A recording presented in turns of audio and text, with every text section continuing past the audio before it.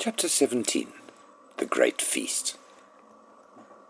Back in the tunnel they paused so that Mr. Fox could brick up the hole in the wall. He was humming to himself as he put the bricks back into place. "I can still taste that glorious cider," he said. "What an impudent fellow Rat is." "He has bad manners," Badger says. "All rats have bad manners. I've never met a polite rat yet." "And he drinks too much," said Mr. Fox, putting the last brick in place. "There we are. Now, home to the feast." They grabbed their jars of cider and off they went. Mr. Fox was in front, the smallest fox came next, and Badger came last. Along the tunnel they flew, past the turning that led to Bunce's mighty storehouse, past Boggis's chicken house number 1, and then up the long home stretchwards towards the place that they knew Mrs. Fox would be waiting. "Keep it up, my darlings," shouted Mr. Fox. "We'll soon be there. I think what's waiting for us at the other end. And just think that what we're bringing home with us in these jars. That ought to cheer up poor Mrs. Fox." Mr. Fox sang a little song as he ran. "Home again swiftly I glide, back to my beautiful bride. She'll not feel so rotten as soon as she's gotten some cider inside her inside." Then Badger joined in. "Oh, poor Mrs. Badger," she cried, "so hungry she very near died. But now she'll not feel so hollow, if only she'll swallow some cider inside her inside." They were still singing as they rounded the final corner and burst in upon the most wonderful and amazing sight any of them had ever seen. The feast was just beginning. A large dining hall had been hollowed out of the earth, and in the middle of it, seated around a huge table, were no less than 29 animals.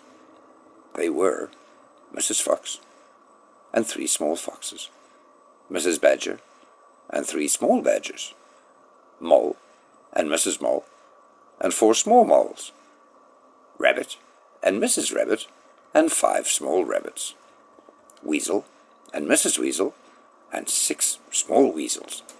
The table was covered with chickens and ducks and geese and hams and bacon, and everyone was tucking into the lovely food.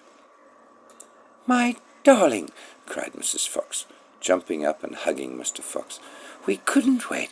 Please forgive us."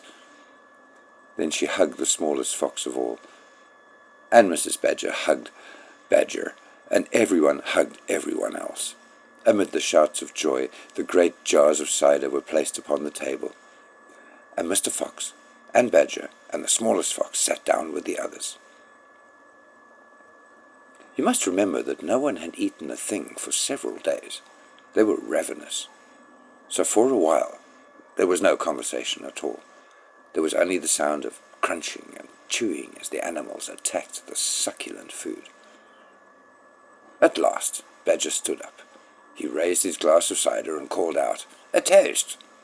I want you all to stand and drink a toast to our dear friend who has saved our lives this day, Mr. Fox." "To Mr. Fox," they all shouted, standing up and raising their glasses. "To Mr. Fox, long may he live."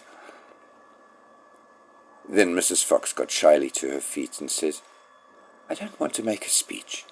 I just want to say one thing. And this is, my husband is a fantastic fox." Everyone clapped and cheered, and then Mr. Fox himself stood up. "This delicious meal," he began. Then he stopped. In the silence that followed, he let fly a tremendous belch. There was laughter and more clapping. "This delicious meal, my friends," he went on, "is by courtesy of Messrs. Boggis, Bunce, and Bean." More cheering and laughter. "And I hope you've enjoyed it as much as I have." He let fly another colossal belch. "Better out than in," said Badger. "Thank you," said Mr. Fox, grinning hugely. "But now, my friends, let us be serious. Let us think of tomorrow, and the next day, and the days after that. If we go out, we will be killed, right?" "Right," they shouted. "We'd be shot before we'd got a yard," said Badger. Exactly, said Mr. Fox. But who wants to go out anyway? Let me ask you that. We are all diggers, all of us. We hate the outside. The outside is full of enemies. We only go out because we have to go out to get food for our families. But now, my dear friends, we have an entirely new setup. We have a safe tunnel leading to 3 of the finest stores in the world. We do indeed, says Badger. I've seen them. And you know what this means, said Mr. Fox. It means that none of us will ever need to go out into the open again. There was a buzz of excitement around the table. I therefore invite you all, Mr. Fox went on, to stay here with me forever. Forever? They cried. My goodness, how marvelous! And Rabbit said to Mrs. Rabbit, My dear, just think, we're never going to be shot at again in our lives. We will make, said Mr. Fox, a little underground village with streets and houses on each side. Separate rooms for badgers and moles and rabbits and weasels and foxes. And every day I will go shopping with you all. And every day we will eat like kings. The cheering that followed this speech went on for many, many minutes.